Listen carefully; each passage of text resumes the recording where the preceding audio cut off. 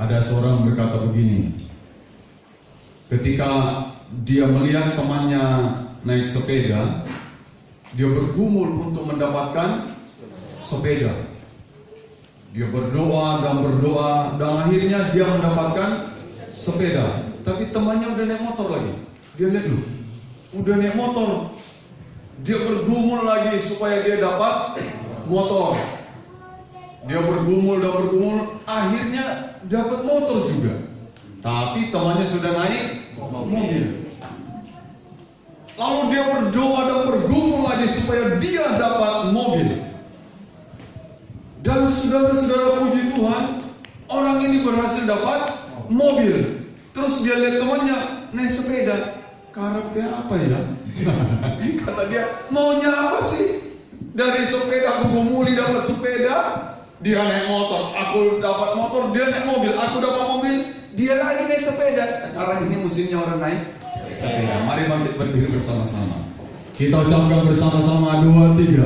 Saya dapat menjadi apa yang firman Tuhan katakan saya dapat jadi. Saya dapat lakukan apa yang firman Tuhan katakan saya dapat lakukan.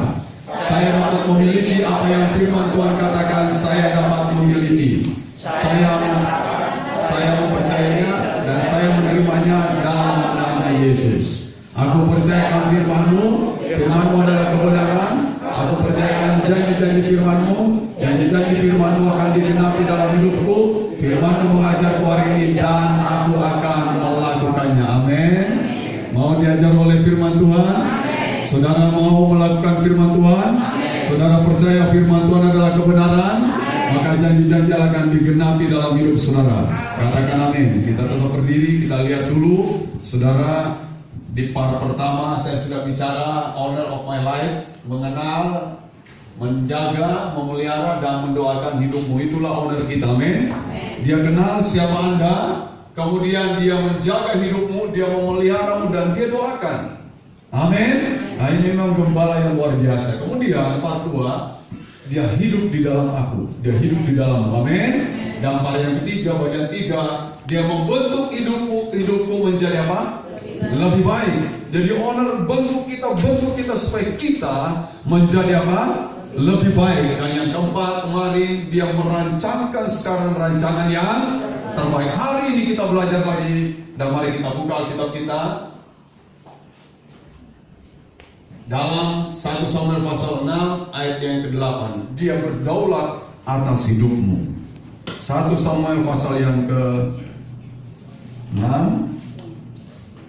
1 Samuel 1 ayat 6 sampai 8. Kalau sudah menemukan, mari kita ucapkan bersama-sama. 1 Samuel pasal yang pertama ayat 6.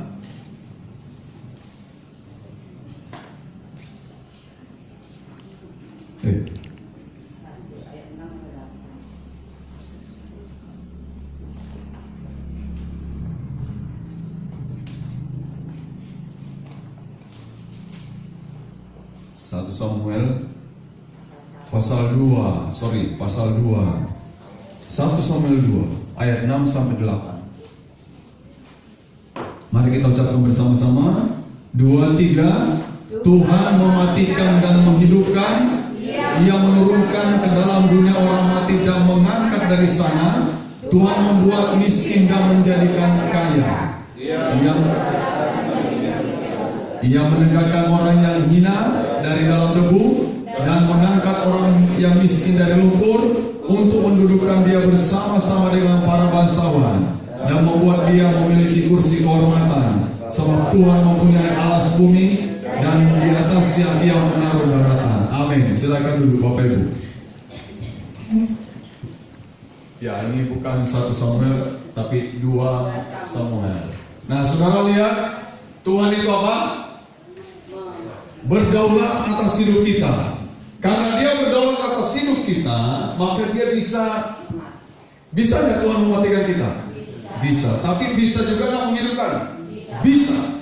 Bisa nggak dia membuat orang jadi miskin? Bisa. Tapi bisa juga dia membuat orang jadi apa? Kaya. Bisa nggak dia tinggikan orang yang rendah? Bisa. Tapi dia juga bisa merendahkan orang yang tinggi. Namanya Tuhan daulat atas hidup kita. Inilah owner of my life. Pemilik hidupku, dia berdaulat atas hidup saudara dan atas hidup saya. Amin. Karena itu saudara, kalau Anda tahu dia berdaulat atas hidupmu, saudara dan saya tahu kalau Tuhan itu berdaulat atas hidup kita, dia bisa melakukan apa saja dalam hidupmu. Amin. Bisa dia membuat Anda semakin melambung tinggi, semakin diangkat tinggi, semakin diberkati, bisa. Tapi juga banyak kita dengar ada orang dibuat semakin rendah. Raja bisa direndahkan serendah-rendahnya. Nebukadnezar dikasih penyakit. Penyakitnya dia menganggap dirinya seperti seekor lembu, kerbau. Sehingga dia mau makan apa? Rumput. Direndahkan serendah-rendahnya. Tapi saudara juga membaca bagaimana Mordekai yang hanya duduk di pintu gerbang istana raja. Dia duduk di depan pintu gerbang istana raja. Dia orang yang rendah, dia bukan siapa-siapa, tapi dia diangkat tinggi oleh Tuhan. Amin. Bisa dia menjadi orang yang kepercayaan raja Ahasuerus. Dia sangat dihormati, ditakuti. Tuhan bisa lakukan apa saja dalam hidupmu. Pintu-pintu yang tertutup Tuhan bisa buka buat saudara. Amin. Amin. Dia bisa membuka rezeki, berkat-berkat dalam hidup saudara dan saya. Makanya saya yakin saudara, hamba Tuhan yang ditempatkan di tempat-tempat yang orang berkata tanahnya gersang, tempat yang gersang. Tapi kalau Tuhan ada di sana, tidak ada istilah gersang lagi. Amin. Amin. Tidak ada lagi istilah lahan yang kering. Tuhan bisa membuat lahan itu jadi basah. Haleluya. Owner of my life, dia berdaulat atas hidup saudara dan saya. Dan kita akan melihat contoh ini dalam 2 Raja-Raja pasal 6 ayat 1 sampai yang ke-6. Coba kita baca dulu 2 Raja-Raja pasal yang ke-6 ayat 1 sampai ayat yang ke-6. Kita baca. Salah lagi.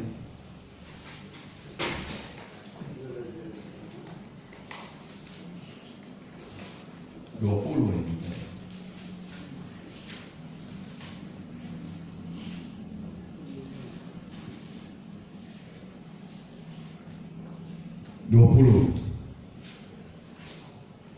Sorry, salah tulis lagi kok, bisa salah tulis. 2 Raja-Raja 20. Untung ini nyantol di sini. 2 Raja-Raja 20 ayat 1 sampai ayat yang ke-6. Sudah menemukan? Nah, itu dia. Sudah menemukan? Mari kita baca 2, 3. Pada hari-hari itu Hizkia jatuh sakit dan hampir mati. Lalu datanglah Nabi Yesaya bin Amos dan berkata kepadanya, beginilah firman Tuhan, sampaikanlah pesan terakhir kepada keluargamu, sebab engkau akan mati dan tidak akan sembuh lagi. Lalu Hizkia memalingkan mukanya ke arah dinding dan ia berdoa kepada Tuhan, Tuhan, ingatlah kiranya bahwa aku telah hidup di hadapanmu dengan setia dan dengan tulus hati, dan bahwa aku telah melakukan apa yang baik di matamu. Kemudian menangislah Hizkia dengan sangat. Tetapi Yesaya belum lagi keluar dari pelataran tengah, tiba-tiba datanglah firman Tuhan kepadanya. Baliklah, katakanlah kepada Hizkia, raja umatku, beginilah firman Tuhan Allah Daud bapa leluhurmu, telah aku dengar doamu dan telah kulihat air matamu. Sesungguhnya aku akan menyembuhkan engkau pada hari yang ketiga. Engkau akan pergi ke rumah Tuhan. Aku akan memperpanjang hidupmu 15 tahun lagi, dan aku akan melepaskan engkau dan kota ini dari tangan Raja Asyur. Aku akan memagari kota ini oleh karena aku dan oleh karena Daud hambaku. Amin. Saudara lihat, ya, kedaulatan Tuhan atas hidup kita, atas Raja Hizkia. Ketika Tuhan berkata, engkau akan apa? Mati. Jadi hanya Tuhan yang bisa berkata, engkau akan mati, karena Tuhan pemegang hidup kita. Amin. Orang lain bisa berkata, kamu akan mati dengan penyakit ini. Tapi rupanya dia apa? Hidup. Engkau akan mati, ini kedaulatan Tuhan. Yesaya disuruh Tuhan sebagai nabi sampaikan kepada Raja Hizkia, dan dia berkata, penyakit ini membawa kematian. Sekarang sampaikan pesan-pesanmu kepada keluargamu.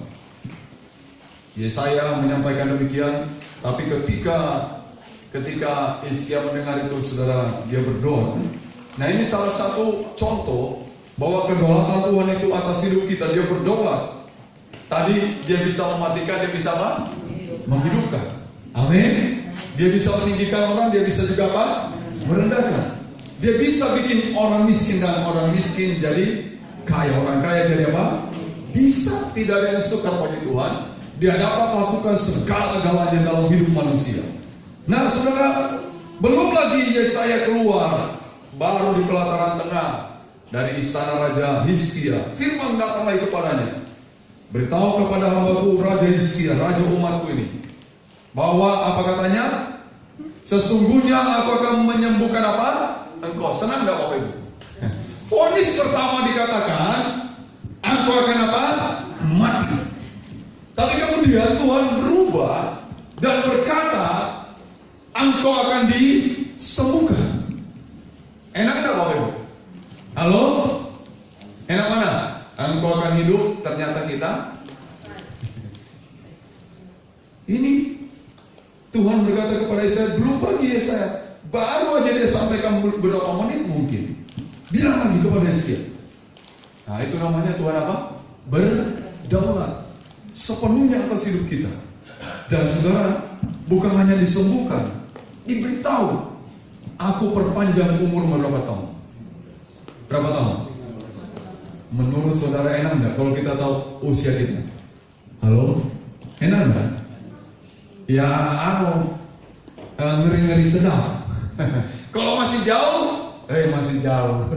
Misalnya, kamu berapa umurnya? Sekarang? 19. Diberi umur 70 tahun, masih jauh enggak? Enak. 19, 70 tahun masih ada berapa tuh? 51 tahun yang menanti. Tapi dia umur berapa? 19 tahun. Dan Tuhan bilang, aku perpanjang umurmu sampai 20 tahun. Kurang berapa? Kira-kira orang itu bertobat benar enggak ya? Halo? Hidupnya benar terus enggak ya? Iyalah, kurang setahun ya. Waduh. Ngitung malah saudara, 11 bulan. 10 bulan kuat, 9 bulan, 8 bulan, 7 bulan, 6 bulan, 5 bulan. Jangan-jangan belum sampai stres dulu, mati dulu malah. Karena stres mati duluan malah. Saudara, enak diberitahu dia, saya perpanjang hidupmu berapa tahun? 15 tahun. Jadi dia ngerti hari kematiannya kapan akan tiba. Tuhan berdaulat atas hidup kita. Ya, dia bisa berkata kepada Hizkia, kau akan mati. Tapi dia juga bisa berkata kepada Hizkia, aku akan sembuhkan engkau. Amin. Dia bisa perpanjang usianya Hizkia. Aku tambah usiamu berapa tahun? 15 tahun. Tidak ada yang sukar bagi Tuhan. Dia dapat lakukan segala perkara dalam hidup kita. Amin. Ya, dia dapat melakukan apa saja. Dia bisa perpanjang usianya Hizkia. Nah, saudara, yang menarik bagi kita, waktu Hizkia berdoa itu loh, ini yang kita perhatikan Bapak Ibu. Kita mau melihat diri kita lagi. Ya, ketika Hizkia menangis dengan apa? Dengan apa? Sangat. Ini bahasanya, ketika Hizkia menangis dengan sangat, artinya benar-benar dia menangis sejadi-jadinya gitu ya. Dia menangis dengan sejadi-jadinya. Tuhan dengar ini. Tuhan merespon apa? Doa Hizkia dengan berkata, telah ku dengar apa? Doa dan telah kulihat. Saya mau tanya Bapak Ibu, masih menangis enggak saudara kalau berdoa? Ya, tidak artinya tiap hari, enggak. Tapi ada waktunya enggak saudara menangis di hadapan Tuhan? Yang tidak pernah nangis di hadapan Tuhan, angkat tangan. Hari ini saya akan buat nangis saudara.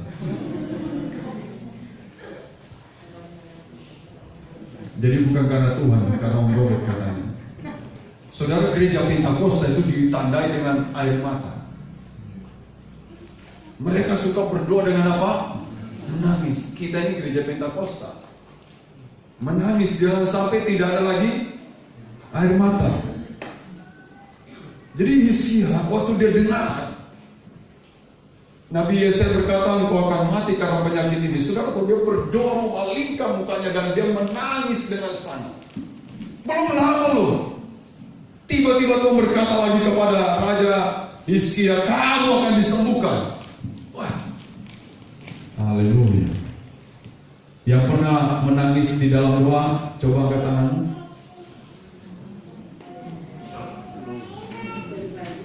Yang pernah menangis sampai ingusnya keluar, angkat tangan.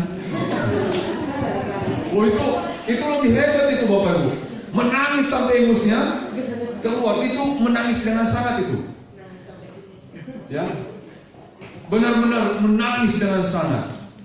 Saudara, bukan artinya gini, doa kalau tidak nangis tidak dijawab, bukan.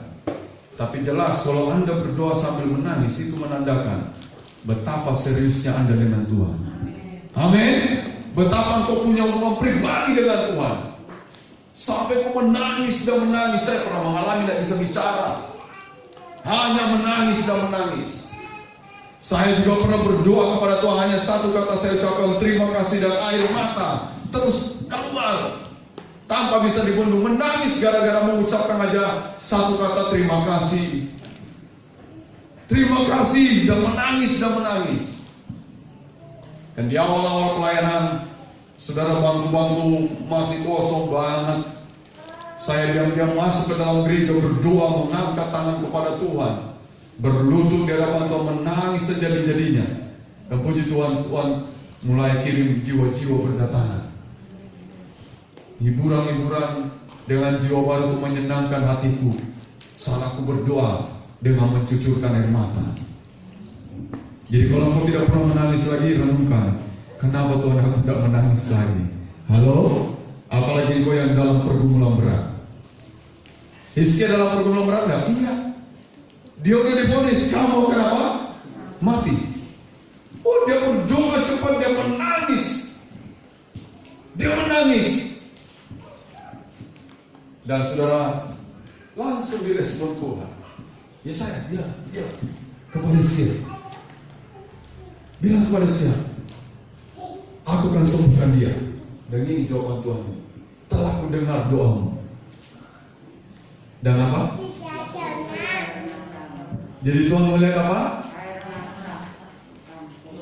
Jadi kalau saudara tidak bisa menangis di hadapan Tuhan, sebelum Anda berdoa kasih remasan dulu, kiri kanan. Dijamin menangis. Panasin dulu itu mata, nanti dijamin menangis.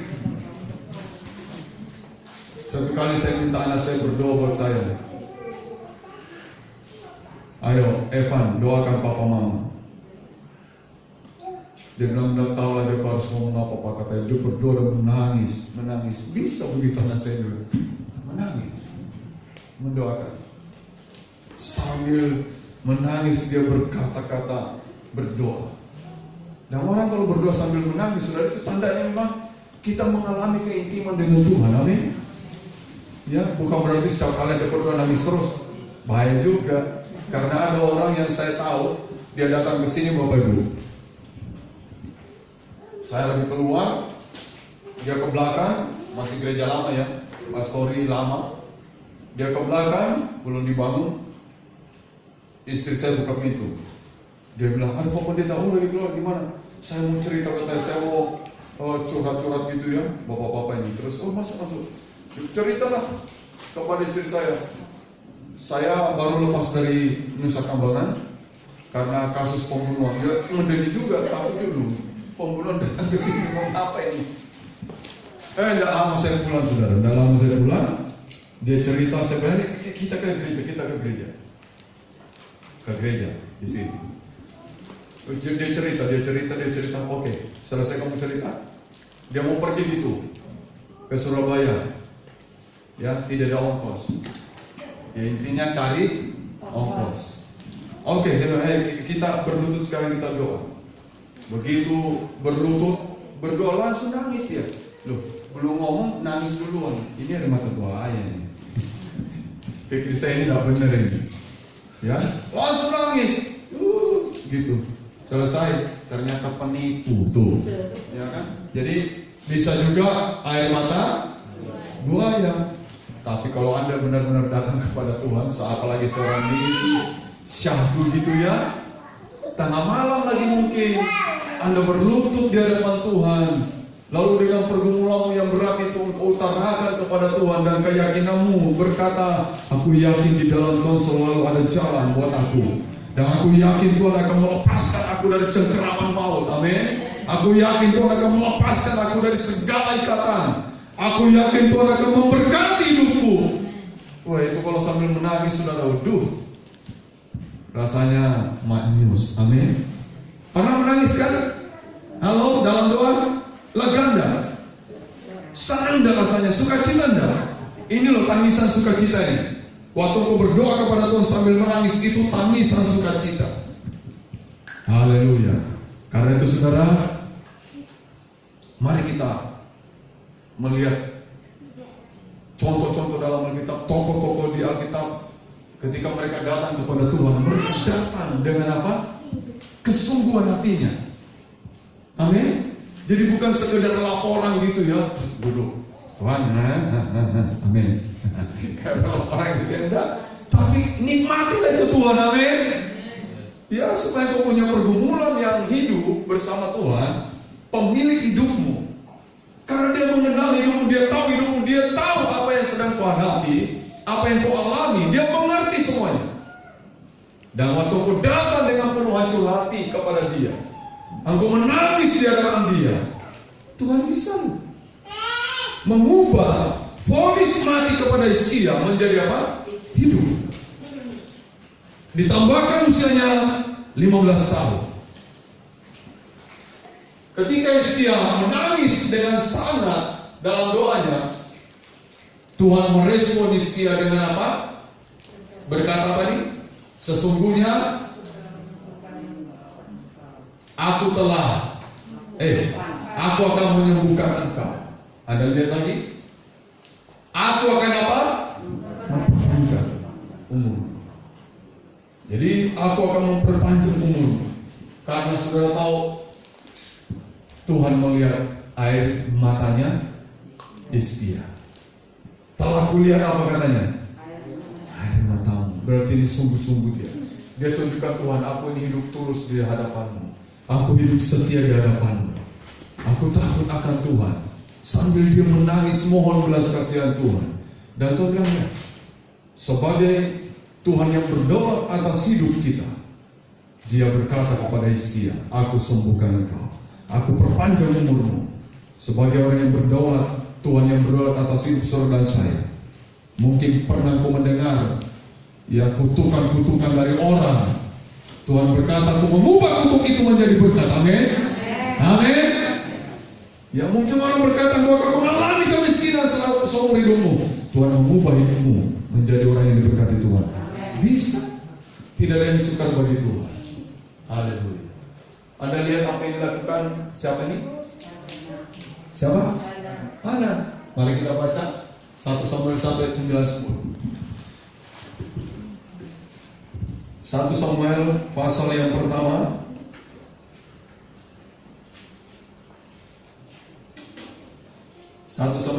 pertama ayat 9 dan ayat yang ke-10. Mari kita baca bersama.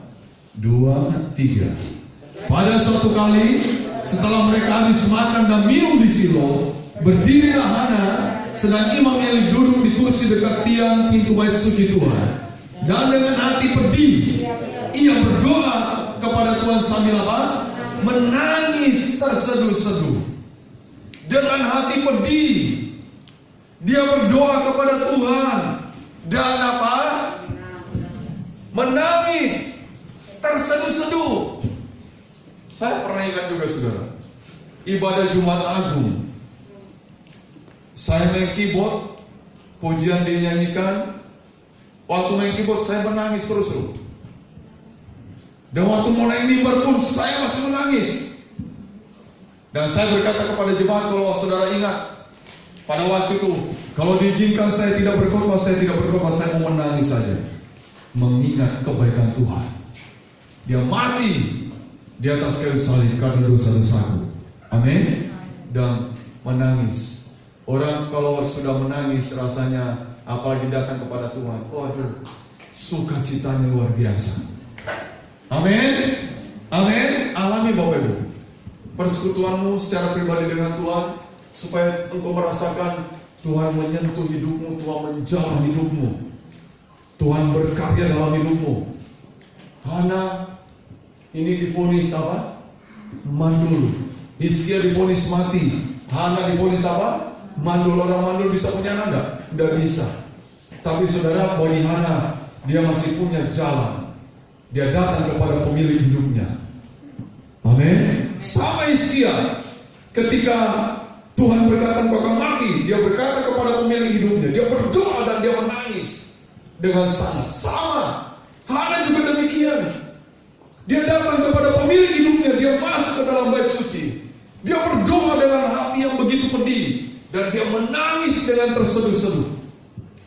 Terseduh-seduh itu kayak anak kalau jatuh atau dimarahi ibunya, mewek gitu. Kayak gitu kira-kira. Pernah gitu ya, dapat Tuhan? Waduh, menangis, anak menangis sampai Imam Eli berkata, hei kamu mabuk ya? Ini imamnya kengker ini saudara. Orang menangis di hadapan Tuhan dengan mulutnya komat kami, tidak bisa ngomong lagi. Imamnya bilang, kamu mabuk ya? Dia bilang, Imam Eli, aku tidak mabuk, aku sedang berkata-kata kepada Tuhan. Aku sedang mencurahkan isi hatiku kepada Tuhan. Dan luar biasa saudara. Ya, kita mungkin bertanya seperti Hizkia yang dilakukan Hizkia. Kita mungkin bertanya ya, apakah perlunya menangis kalau kita berdoa? Ada yang bisa jawab? Apakah perlunya menangis kalau kita berdoa? Apakah kita perlu menangis kalau berdoa? Halo? Loh Pak, saya tidak bisa nangis loh. Tidak apa-apa, hatimu yang menangis. Amin. Hatimu yang menjerit Tuhan. Kalau air matanya tidak bisa keluar, ya udah hatinya yang apa? Menangis, menjerit hatimu kepada Tuhan. Tolong aku Tuhan. Aku butuh Tuhan. Aku tidak bisa hidup tanpa Tuhan. Tolong kasihani aku Tuhan. Hatimu menjerit kepada-Nya. Haleluya. Di masa-masa COVID-19 ini, perekonomian menjadi apa? Lesu. Ya, omset turun. Orang telepon kepada saya, Pak Robert, doakan Pak. Omset saya 70% turun. 70% terjun bebas terus. Dari 100% biasanya keuntungan turun terus. Bulan berikutnya turun lagi Pak, jus. Bulan berikutnya turun lagi Pak, jus. Kolektanya gimana? Turun enggak? Perpuluhannya gimana? Turun enggak Pak Pendeta? Haleluya. Terjun bebas enggak? Jangan khawatir, Tuhan memelihara hidup kita. Amin. Amin. Ya corona bisa terjadi, tapi Tuhan memelihara hidup kita. Amin. Saudara, dia menangis dengan sangat. Apa perlu menangis? Apa perlunya menangis? Kita lihat bagaimana respon Tuhan juga.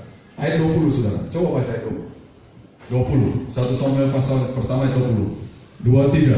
Maka setahun kemudian mengandunglah Hana dan melahirkan seorang anak laki-laki yang menamai anak itu Samuel, sebab katanya, aku telah memintanya daripada Tuhan. Amin. Dengar, engkau minta apa sama Tuhan? Saya mau tanya, kalau aku minta sama Tuhan, kira-kira Tuhan mampu tidak memberi apa yang saudara minta? Halo? Wah, tapi ini berat banget Tuhan. Permintaan saya terlalu besar. Tuhan mampu tidak? Wah, ini benar-benar besar Tuhan. Tuhan mampu tidak? Wah, aku udah diserang, dikasih oksigen. Tuhan mampu tidak menghidupkan? Halo? Mampu. Tadi saya kasih lihat otoritas Tuhan, kedaulatan Tuhan. Dia bisa hidupkan orang, bisa? Bisa. Hizkia mati dihidupkan enggak? Dihidupkan. Lazarus yang dalam kubur sudah dikubur. Hidup tidak? Hidup. Hidup. Pemuda dinaik di tanduk. Hidup. Paulus juga mendoakan orang mati hidup. Banyak contoh-contoh Bapak Ibu. Apa yang kau minta? Apa yang kau minta? Hana minta anak. Karena dia apa? Mandul. Tuhan kasih. Tidak ada yang mustahil bagi Tuhan. Amin. Apa sih yang saudara minta kepada Tuhan? Saudara harus percaya bahwa Tuhan mampu memberikannya. Mintalah katanya, maka kamu kan diberi. Minta maka kamu kan diberi. Dia minta anak. Yesus minta Tuhan perpanjang hidup saya. Kita apa usianya? Diperpanjang hidupnya dan dia mendapatkan anak. Saudara, anaknya yang hebat. Namanya siapa? Samuel. Tuhan pakai Samuel luar biasa. Menjadi nabinya Tuhan, menjadi imamnya Tuhan. Ya, saudara-saudara, ayo kita kembali lagi. Mungkin sudah lama kau tidak pernah menangis di hadapan Tuhan. Ambil waktu secara pribadi mungkin dengan keluarga. Engkau datang lagi kepada Dia, berdoa kepada Dia. Bawa pergumulan hidupmu. Nyatakan itu kepada Tuhanmu. Owner of my life, Dia sanggup memberikan apa yang kau minta. Dia berdaulat penuh atas hidupmu. Dia bisa mengubah kehidupanmu. Saudara, dari yang tidak punya harapan menjadi orang yang punya pengharapan. Dari orang yang dipandang mungkin rendah, Tuhan bisa tadi berkata, aku tinggikan engkau. Engkau dari debu, Tuhan bisa permuliakan. Haleluya. Demikian yang dialami Paulus. Rasul Paulus dalam Kisah Rasul 20 ayat 19, dia berkata begini. Ayo kita baca 2-3. Dalam pelayanan itu aku banyak apa?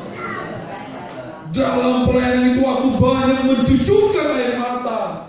Jadi saudara, pelayanan Paulus diwarnai juga dengan air mata. Bukan hanya orang-orang yang hidup di zaman perjanjian lama yang punya hubungan intim dengan Tuhan, tapi Rasul juga.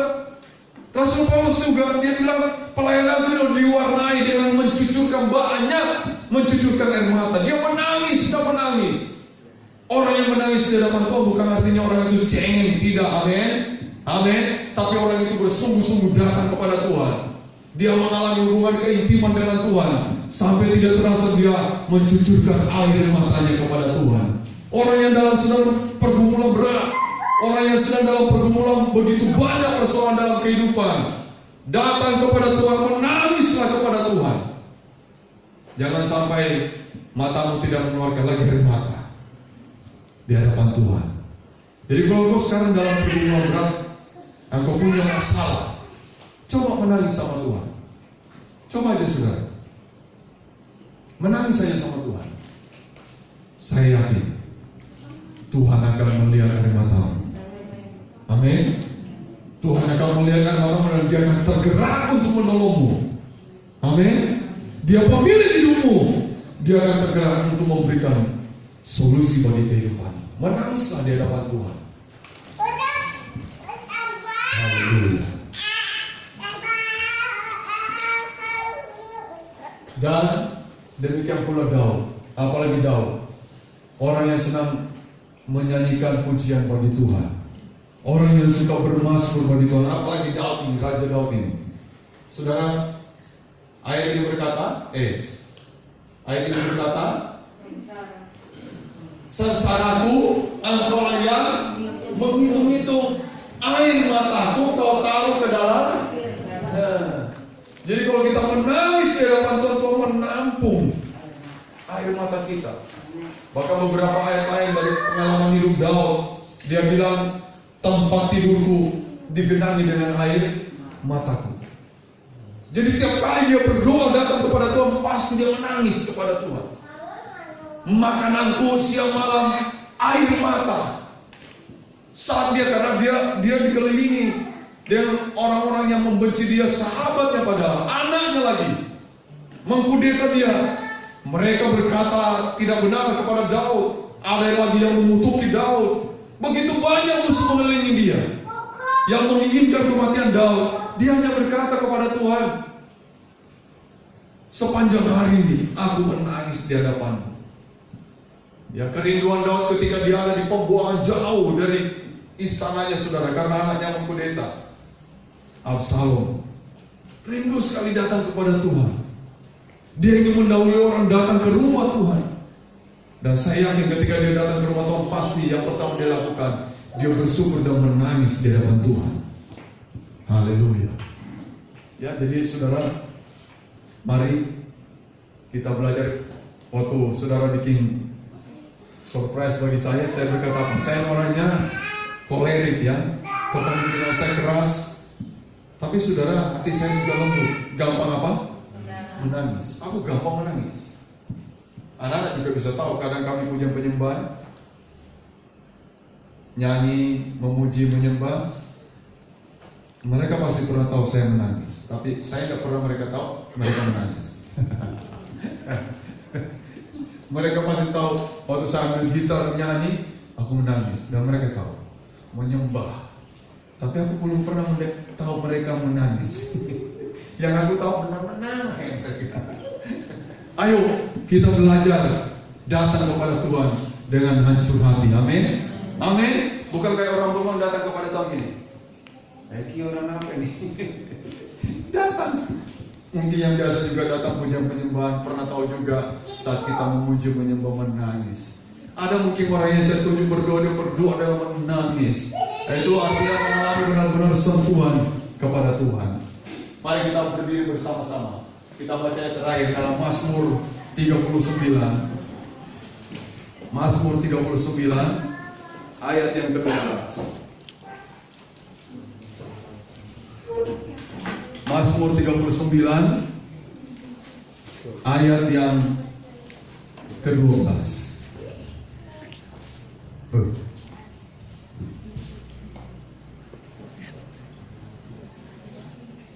Bukan. Salah lagi. Gimana sih salah terus?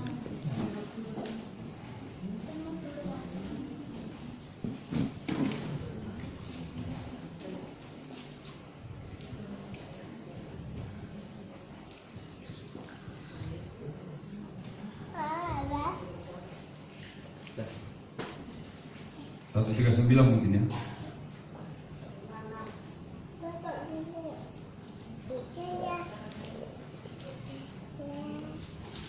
Iya benar. Oh, satu ayat 13-nya. Ya.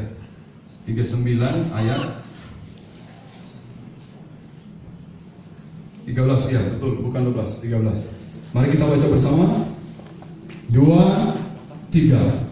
Dengarkanlah doaku ya Tuhan, dan berilah telinga kepada teriakku minta tolong. Janganlah berdiam diri melihat air mataku, sebab aku menumpang padamu. Aku pendatang seperti semua nenek moyangku.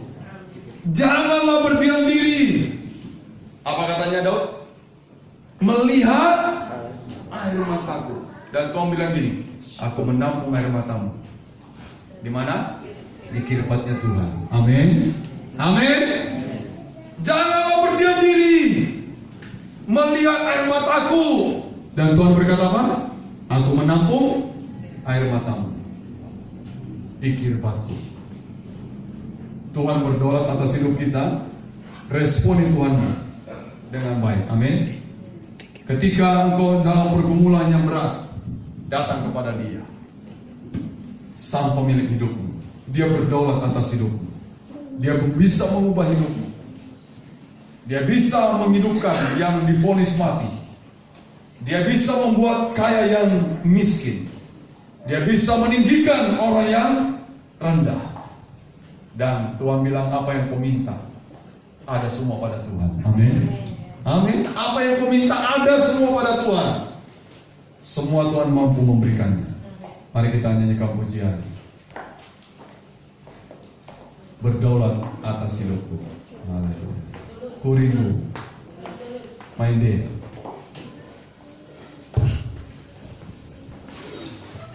Ku rindu setiap waktu. Haleluya.